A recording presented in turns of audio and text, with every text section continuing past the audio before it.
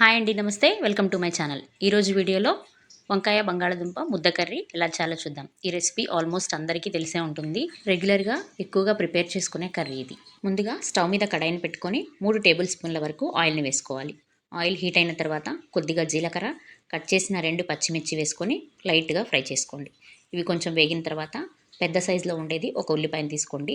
చిన్న సైజ్ అయితే 2 ఉల్లిపాయలు సరిపోతాయి. స్టవ్ని మీడియం ఫ్లేమ్లో పెట్టి ఉల్లిపాయలు కొంచెం మెత్తబడేంత వరకు వేయించుకుంటే సరిపోతుంది. బాగా ఎక్కువగా ఫ్రై అవ్వాల్సిన అవసరం లేదు, కొద్దిగా వేగితే సరిపోతుంది. కొంచెం వేగిన తర్వాత దీంట్లోకి 1 టేబుల్ స్పూన్ వరకు అల్లం వెల్లుల్లి పేస్ట్ని వేసుకోవాలి. ఈ అల్లం వెల్లుల్లి పేస్ట్ కూడా పచ్చివాసన పోయేంత వరకు ఈ ఆయిల్లో ఫ్రై చేసుకోవాలి. ఇది వేగే లోపల మనం బంగాళదుంప ముక్కల్ని కట్ చేసుకొని పెట్టుకుందాం.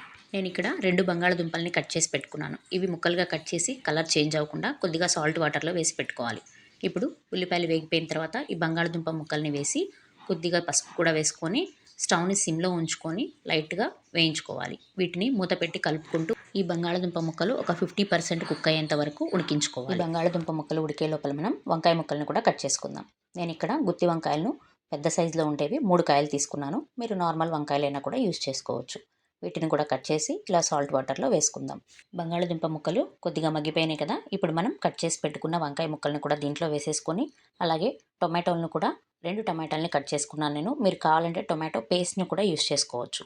2 టమాటాలను కూడా చిన్న చిన్న ముక్కలుగా కట్ చేసుకొని వేసుకొని, వంకాయ ముక్కలు వేసాం కాబట్టి వెంటనే సాల్ట్ కూడా వేసుకొని ఒకసారి బాగా కలిపి మూత పెట్టి దీనిలో కొంచెం వాటర్ దిగి కుక్ అయ్యేంత వరకు మగ్గించుకోవాలి.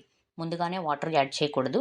దీనిలో కొంచెం వాటర్ దిగి కుక్ అయ్యేంత వరకు ఉడికించుకోండి. ఇలా టొమాటోలో ఉండే వాటర్ క్వాంటిటీ ఎంత దిగి వంకాయ ముక్కలు కొద్దిగా మగ్గేంత వరకు కుక్ చేసుకోండి. ఇప్పుడు దీనిలోకి రుచికి తగినట్లుగా కారంని యాడ్ చేసుకోవాలి.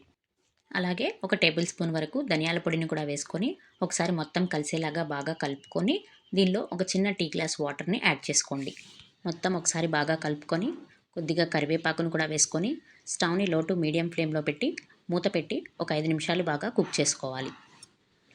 ఒక 5 నిమిషాలు లో ఫ్లేమ్లో కుక్ అయిన తర్వాత మూత తీసి ఒకసారి బాగా మిక్స్ చేసుకోండి. దీంట్లో కొద్దిగా సాల్ట్ అడ్జస్ట్మెంట్ అనేది చెక్ చేసుకొని అవసరమైతే కొద్దిగా సాల్ట్ని కూడా యాడ్ చేసుకొని సర్వ్ చేసుకోవడమే. వేడివేడిగా వంకాయ బంగాళదుంప ముద్ద కర్రీ రెడీ అయిపోయింది. మీరు కూడా ఈ రెసిపీని ఇలానే చేస్తారా? తప్పకుండా కామెంట్ చేసి చెప్పండి. ఈ వీడియో మీకు నచ్చినట్టయితే తప్పకుండా లైక్ చేయండి. మరిన్ని మంచి రెసిపీస్ కోసం మన ఛానల్ని ఇప్పుడే సబ్స్క్రైబ్ చేసుకోండి. Thank you for watching.